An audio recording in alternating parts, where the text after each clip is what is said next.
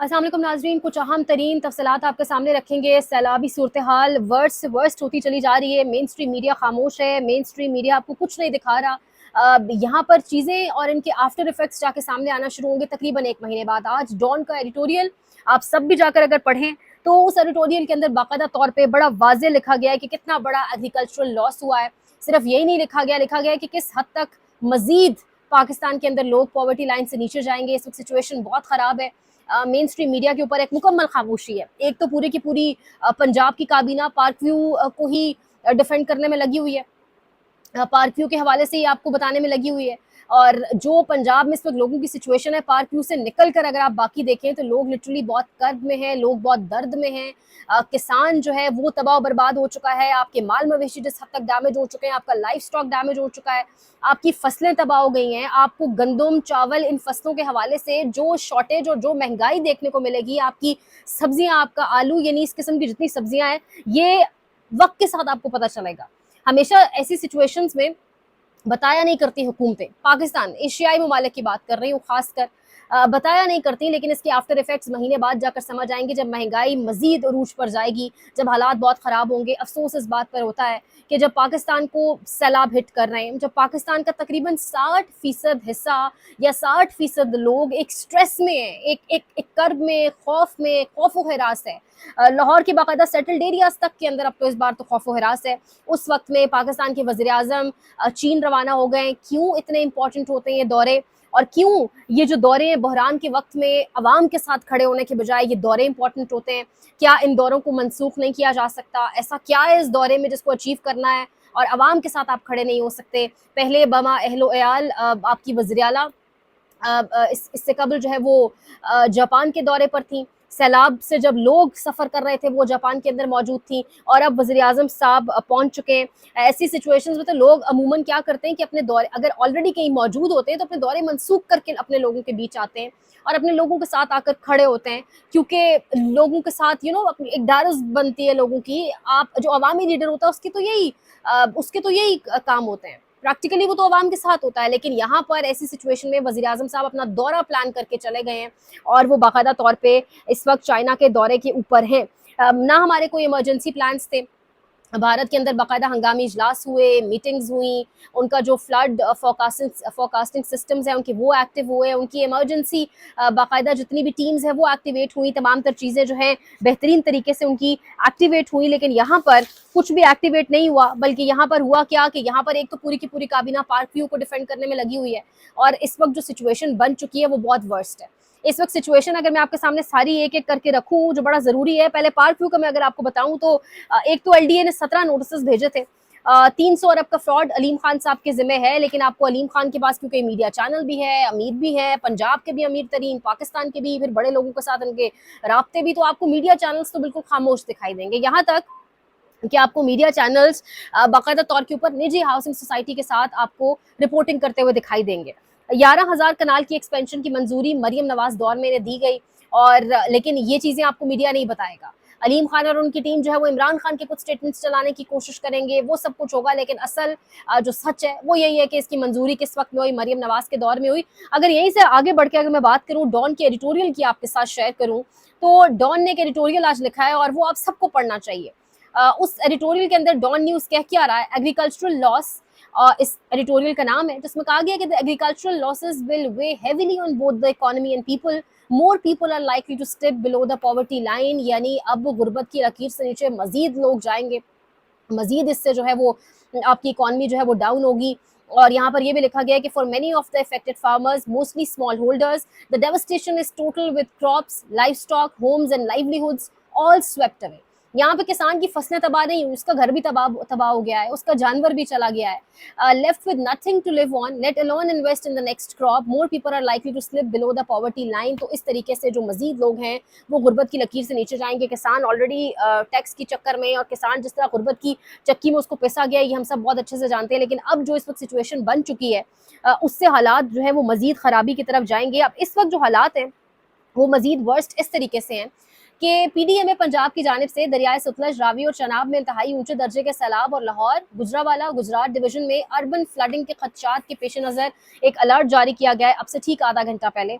आगे सुनिएगा, हंगामी इतला, गंडा सिंह वाला के मकाम पर भाव 3,85,000 लाख क्यूसेक से तजावुज कर गया है, जो पिछली 3 दहाइयों में बुलंद तरीन सतह है।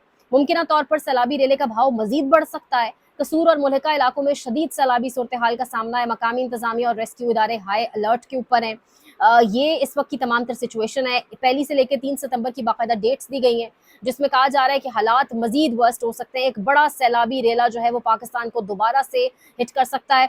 अब से ठीक 25 मिनट पहले की खबर है दरियाए सतलज की, कि भारत ने दरियाए सतलज पर बने आखिरी डैम भाखड़ा डैम के स्पिलवेज भी खोल दिए हैं। पानी पंजाब में दाखिल होगा। What have we done so far, इस सबको कंट्रोल करने के लिए क्या? अच्छा, यहाँ पर एक स्टेटमेंट दिया जाता है, भारत ने आबी जारियत कर दी। यानी भारत क्या करे? मतलब वो ऑब्वियसली अपने आप को कितना एक बर्बाद होने देंगे, तो बड़ा बड़ा जेन्युइन सा एक वो है ना। भारत ने तो आपको डिप्लोमेटिक चैनल इस्तेमाल करते हुए बड़ी पेशगी इत्तला भी दी।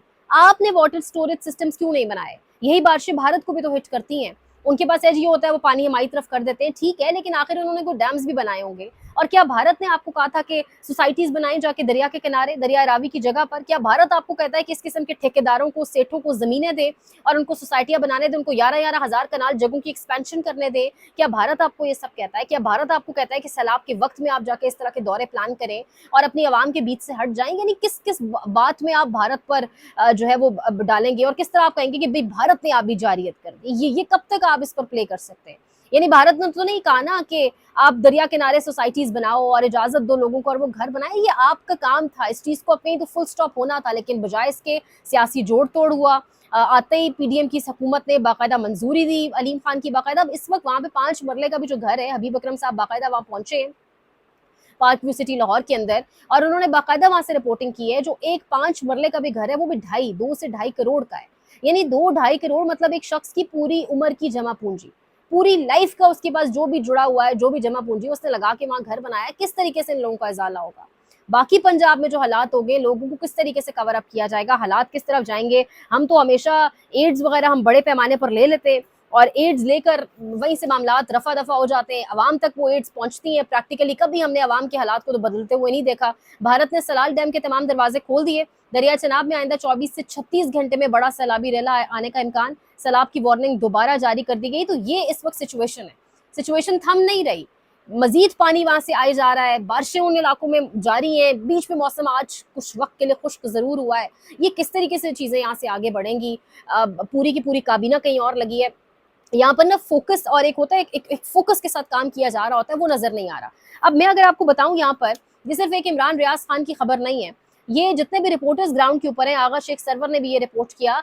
बाकायदा जो रेस्क्यू टीम्स वहां पे काम कर रही है ना, उनके रेस्क्यू कैंप्स उखाड़े जा रहे हैं और उन्हें कहा जा रहा है कि पहले आप अपनी रेस्क्यू कैंप्स पर या बैनर्स पर मरीम नवाज की तस्वीरें आवेजा करें, उसके बाद आप कर सकते हैं। नहीं, कौन सी ऑब्सेशन है? अभी इमरान रियाज क्या कह रहे हैं कि एक बंदे ने कलमा पढ़कर कसम खाई है कि पुलिस ने कहा है कि इमदादी सामान पर मरियम नवाज की तस्वीर लगाओ, फिर आप सामान बांट सकते हो। ये कैसे जालिम है लोग! भूखे लोगों के सामने से खाना इसलिए वापस जा रहा है कि खाने पर मरियम नवाज की तस्वीर नहीं। नहीं, कौन सी ऑब्सेशन है? ये मैं रिपोर्ट नहीं कर रही, ये इमरान रियाज को तो किसी ने रिपोर्ट किया। आगा शेख सरवर की रिपोर्ट्स मौजूद हैं। यहाँ पर बेशतर वीडियोस ट्विटर पर पड़ी हैं। लोगों को कहा जा रहा है मरियम नवाज का बैनर लगाओ, उसके आगे कैंप्स लगाओ, फिर खाना बांटो, फिर रेस्क्यू करो, जो करना है करो। यानी यहाँ पर अगर कुछ ऑनेस्टली नजर आ रहा है ना, तो वो रेस्क्यू 1112 के हवाले से कुछ अच्छी पॉजिटिव अपडेट्स आ रही हैं। वरना इस वक्त जो हुकूमती इकदाम है वो ये हैं, वो एक ऑब्सेशन की हद तक महदूद है और हालात सिर्फ इस हद तक ये कि तस्वीर लगाओ, उसके बाद रेस्क्यू आप कर सकते हैं। ये इस जहनीत की क्या निचोड़ है? इस जहनीत का क्या हल है पाकिस्तानी अवाम के पास? अब ये मजहर अब्बास वाली बात बिल्कुल सही समझ आती है। वो कह रहे हैं कि हमारा कोई आगे का प्लान नहीं होता, तबाही का इंतजार करते हैं। तबाही आएगी तो सड़कें टूटेंगी, सड़कें टूटेंगी तो नए ठेकेदार आएंगे, नए ठेकेदार आएंगे तो नए कमीशन होंगे। और ये हुकूमत तो वैसे ही कमीशन के लिए मशहूर है, किकबैक्स पे मशहूर है। और ये इस वक्त तमाम की तमाम कहानी है। ये इस वक्त सिचुएशन है। अवाम इस वक्त शदीद कर्ब में है। मैंने आपको एक सेटल्ड एरिया यानी पार्क व्यू के अंदर जो लोग अफोर्ड कर सकते थे 2-2, 2.5 करोड़ का 5 मरले जो छोटा सबसे साइज है वो घर उन्होंने लिया। अगर उन लोगों का ये हाल है, उनको किस तरीके से इजाला किया जाएगा, तो बाकी पंजाब के अंदर हालात आप सोचें कि क्या होंगे। मजीद अलर्ट्स आ रहे हैं। अल्लाह पाक पाकिस्तान के हालात के ऊपर रहम करें, आसानियाँ हो। वज़ीर आज़म साहब आपके दौरे पर निकल गए, क्योंकि अवामी जो लीडरान है वो अवाम के बीच खड़े होते हैं ना। अवामी हुकूमत अगर आए तो फिर अवाम के बीच खड़ी होती है। क्रिटिसिज्म का वक्त नहीं है, लेकिन इस वक्त जो सूरत हाल है वो ये सब कहने पर मजबूर कर देती है। जो पिक्चर सामने आ रही है, अवाम जिस हद तरह रो रही है, खासतौर पर खवातीन अपने घरों को देख के, नहीं लोगों के घर जो है वो बह गए। इस वक्त 20 लाख के करीब लोग इफेक्ट हो चुके हैं पाकिस्तान में, 20 लाख की आबादी इफेक्ट हो चुकी है। कितने लोग इस वक्त बेघर हो चुके हैं, लाइफ स्टॉक आपका डैमेज हो चुका है, फसलें आपकी तबाह हो चुकी हैं, किसान के साथ जो सब हो गया है, अल्लाह पाक की रहम करे। हमारे पास क्यों हमेशा आगे का प्लान नहीं होता, क्यों हमारे इमरजेंसी प्लान्स ऐसे वक्तों के ऊपर एक्टिवेट नहीं होते, क्यों हम अच्छे से पहले से तैयारी करके नहीं रखते। अगले साल तो 20 से 22% ज़्यादा बारिशें होने का इम्कान है। मजीद अपडेट करेंगे, लाइक करें, शेयर करें, सब्सक्राइब करें, कमेंट सेक्शन में फीडबैक का इजहार भी करें। अपना बहुत ख्याल रखें। अल्लाह ने के मान।